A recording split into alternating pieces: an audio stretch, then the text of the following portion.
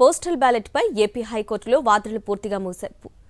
ఇవాళ సాయంత్రం 6 గంటలకు తీర్పు వెలువరించనుంది న్యాయస్థానం. పోస్టల్ ఓట్ల చెల్లుబాటు నిబంధనలు సడలిస్తూ సీఈసీ మెమోను సవాలు చేస్తూ వైఎస్ఆర్సీపీ పిటిషన్ దాఖలు చేసింది. వైఎస్ఆర్సీపీ తరపున వాదనలు వినిపించారు అభిషేక్ సింఘ్వి. ఏపీలో 5.39 లక్షల పోస్టల్ ఓట్లు ఉన్నాయన్నారు. పోస్టల్ బ్యాలెట్పై సంతకం చేసి స్టాంపు వేశాక అధికారి పేరు రాస్తేనే అది చెల్లుబాటు అవుతుందని అభిషేక్ సింఘ్వి అన్నారు. పోస్టల్ బ్యాలెట్పై కేవలం అధికారి సంతకం ఉంటే సరిపోతుందని ఈసీఐ సర్క్యులర్ జారీ చేయడం సరికాదన్నారు. రూల్ 27 ప్రకారం పోస్టల్ బ్యాలెట్పై అటెస్టింగ్ అధికారి పేరు సంతకం ఉండాలన్నారు. రూల్ 54A ప్రకారం డిక్లరేషన్పై సంతకం స్టాంపు లేకుంటే అధికారి ఆ పోస్టల్ బ్యాలెట్ను తిరస్కరించాలన్నారు అభిషేక్ సింఘ్వి. నిబంధనలను తుంగలో తొక్కి ఈసీఐ సర్క్యులర్ ఇచ్చిందన్నారు. రాత్రికి రాత్రి సర్క్యులర్ తీసుకొచ్చి అడ్స్టేట్ అధికారి పేరు, అడ్రస్, హోదా అవసరం లేదని చెప్పటం అనుమానాలకు తావిస్తుందన్నారు అభిషేక్ సింఘ్వి. ఇదే అంశానికి సంబంధించిన అప్డేట్స్ మా ప్రతినిధి అశోక్ అందిస్తారు. Ashok, postal ballot declaration form పై అటెస్టింగ్ అధికారి సంతకం ఉండి హోదా, పేరు అలానే సీరు లేకపోయినా ఆ ఓటును ఆమోదించాలంటూ కేంద్ర ఎన్నికల కమిషన్ జారీ చేసిన మెమోను సవాల్ చేస్తూ హైకోర్టులో YSR Congress party lunch motion petition దాఖలు చేసింది. ఈ లంచ్ మోషన్ పిటిషన్ను అత్యవసరంగా విచారించాలని కూడా అభ్యర్థించింది.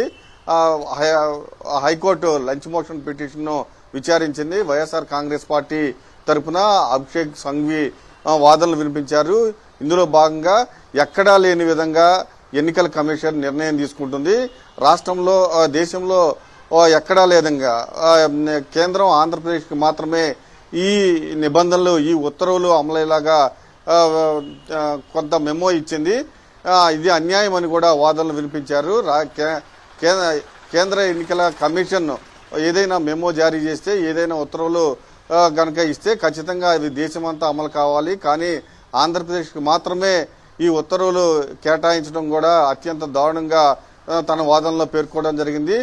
ప్రధానంగా ఏదైతే ఎన్నికల నిబంధనలు ఉన్నాయో, ఎన్నికల నిర్వహణ నిబంధనలో రూల్ 27F, 54A, 13A విరుద్ధ నిబంధనలకు విరుద్ధంగా ఎన్నికల సంఘం తాజాగా ఈ ఉత్తర్వులు జారీ చేసింది. ఖచ్చితంగా వీటిని చట్ట విరుద్ధంగా భావించాలి.